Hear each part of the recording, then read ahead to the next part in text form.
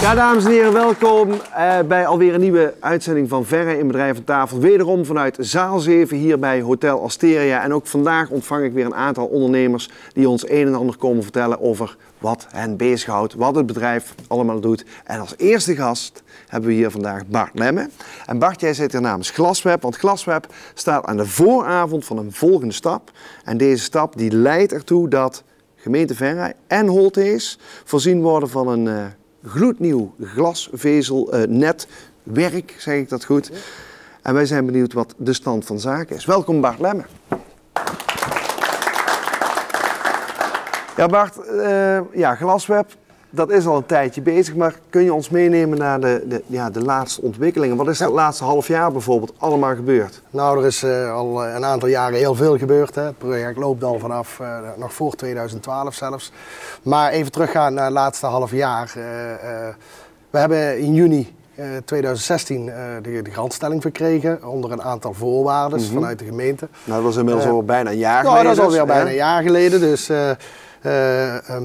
en vanuit die grantstelling hadden we dan per opdrachten juridische zaken uit te zoeken en financiering te regelen. Nou, vervolgens kwam uit juridische zaken weer naar voren dat we ook Europees gezien moesten laten, of in ieder geval de gemeente Venray moest laten zien dat glasvezelnetwerk niet alleen maar zomaar vergeven mocht worden aan de partijen. Dus alle marktpartijen konden inschrijven. Dus we kregen weer een hele spannende periode met een concurrerende selectieprocedure, zoals dat heel mooi heet. Dat is geen aanbesteding, maar gewoon een concurrerende selectieprocedure.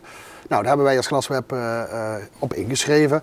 En vervolgens kwam daaruit naar voren dat op 16 januari dat wij uiteindelijk ook de enige inschrijver waren die dat project op deze manier wil aanvliegen. En dat betekent ook dat we dus geheel Venray willen gaan aanleggen. Dus ja, dat is er gebeurd. Nou, vervolgens mag je dan weer in de gemeentelijke molen. En in april, begin april, heeft de gemeenteraad de goedkeuring gegeven op het afgeven van garantstellingen die nodig zijn om de financiering rond te krijgen. Dus daar staan we nu. We zijn volop bezig met die financiering. Om dat allemaal bij elkaar te krijgen. Er zijn meerdere financiers, dus al die puntjes op de i moeten gezet worden in de contracten over en weer. Nou, daar zitten we volop in op dit moment. Ja, ja. Maar dat gaat wel lukken? Dat gaat zeker lukken, want goed, we krijgen steeds meer vanuit de gemeenschap gewoon terug dat die verbinding en die connectiviteit steeds belangrijk blijft en wordt. En ik denk dat die in de toekomst nog steeds belangrijker wordt. Dus vanuit de gemeenschap krijgen we dat terug en we hebben de opdracht gekregen, dus we gaan hem leggen. Ja. Dus er staan steeds meer lampjes op groen, zullen we maar zeggen. Ja. Wat zijn nu de eerste concrete stappen die Glasweb gaat ondernemen? Ja goed, financiering is natuurlijk het essentieel, hè, want zonder dat geld kunnen we natuurlijk niks aanbesteden. We zijn op dit moment natuurlijk met de aannemer volop in conclave over aannemerscontracten. We zullen een koppeling moeten gaan maken met het landelijke en van daaruit weer het wereldwijde glasvezelnet. Nou, dat zijn allemaal stappen waar het weer, als je daar vandaag opdracht op geeft, dan duurt dat weer 3 tot 4 maanden. De aannemer die gaat in eerste instantie beginnen met een detailengineering. Dat houdt in dat zeg maar op huisnummerniveau dat glasvezelnetwerk helemaal uitgeëngineerd dient te worden. Nou ja, dat is natuurlijk met bijna 7000 adressen voor het groene gebiedenmodel, is dat wel een hele klus. Dus dat duurt ook een x-aantal maanden. Maar even, dat kunnen we pas doen. Het groene gebiedenmodel? Ja, het groene gebiedenmodel, voor ons is dat natuurlijk een begrip wat heel bekend is. Het groene gebiedenmodel, dat zijn alle kerkdorpen van de gemeente Venray en Holthuis. En de naam heeft zich ontleend aan het feit dat wij altijd een plaatje gaven waarin je kon zien of je groen was. En groen betekent binnen de bebouwde kom een aanmeldingspercentage van minimaal 30% en buiten de bebouwde kom van 50%. En dat noemden wij de groene gebieden. En uiteindelijk bleek dat in Venray zelf daarvoor de uptake op dit moment nog te laag is. En hebben wij dat gefaseerd opgepakt. Dus we gaan eerst zeg maar, alle kerkdorpen rondom Venray aanleggen. En dan gaan we ervan uit dat op termijn ook Venray zelf daarin meegaat. Ja, en wanneer wordt de eerste kabel gelegd? De eerste glasvezel bedoel ik? Ja, de eerste glasvezel. We zitten nu in juni en dan gaan we verwachting dat wij ergens net na de vakantie een keer die detailengineering zover hebben.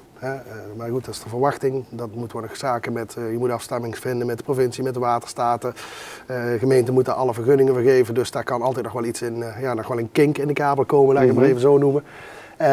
Maar wij verwachten wel in het vierde kwartaal van dit jaar de eerste schop in de grond te zetten en te beginnen. Ja, en even voor de mensen die dat aangaat, wel spannend denk ik. Welk dorp is als eerste aan de beurt of welk gebied? Dat is inmiddels niet meer zo spannend. We gaan in IJsselstein beginnen. En dat heeft puur de reden dat wij via een aansluiting langs het spoor Eindhoven-Venlo, en dat pakken we dan op bij, bij Griensveen.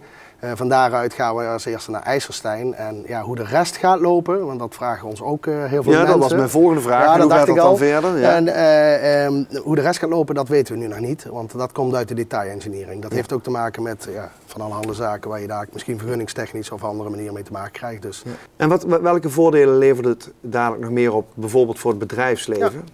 Nou, voor het bedrijfsleven levert dat best wel wat voordelen op. Hè. We zien steeds meer dat het bedrijfsleven ook in de cloud wil gaan werken. Veel bedrijven werken nu met een server. De server heeft best wel wat onderhoudskosten. Nou, je kan vaak niet in de cloud werken omdat de verbinding niet stabiel is. Of de verbinding heeft qua snelheid te weinig capaciteit om dan al die verbindingen te doen. Nou, met een goede glasvezelverbinding is dat in ieder geval verleden tijd. Daar kun je een aantal besparingen doen op telefoonkosten, zeker met VoIP-oplossingen. Met VoIP? Ja, VoIP, Voice over Internet Protocol. Ja, nee, dus, goed, dat wist ik niet. Ja. Nee, dat goed, begrijp ik. Vandaar dat ik dat even uitleg, Rob. Maar, dus dat zijn een aantal voordelen. Belangrijkste voordeel is ook dat veel bedrijven normaal gesproken best fors moeten betalen om überhaupt de glasvezelaansluiting in hun bedrijf te krijgen.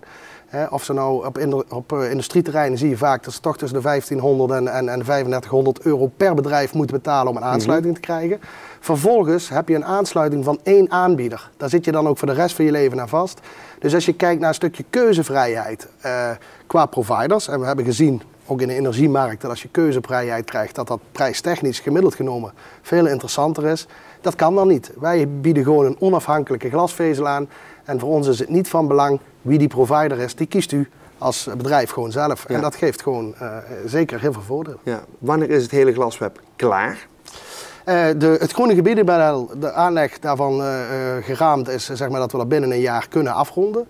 Dus ergens eind 2018. Okay. Dus als eenmaal die eerste schop in de grond gaat, dan gaat het ook snel? Ja, dan gaat het heel snel. Ja, ik wou nog even iets zeggen, want wij zijn op dit moment bijzonder op zoek naar obligaties. Of we zijn nu op zoek naar obligaties, we hebben obligaties, want we willen ook alle mensen mee laten profiteren van dit gebeuren. Obligatie is natuurlijk een beleggingsproduct, dus er zitten ook in die zin risico's aan. En we zoeken ongeveer 250 ondernemers die €1000 willen inleggen. Dat geld rendeert tegen 5%. Als u een spaarrekening hebt waar u dat krijgt op dit moment, dan ben ik zeer geïnteresseerd, maar ik kan ze niet vinden. Dus ik wil ook graag een oproep doen. Bedrijven, help ons daarbij om te zorgen dat we dat realiseren. We moeten namelijk een bepaald minimum eigen vermogen kunnen inbrengen om van start te kunnen gaan. Dus bij deze wil ik nog graag die oproep doen. Goed dat je dat nog even hebt kunnen doen. Dankjewel, Bart.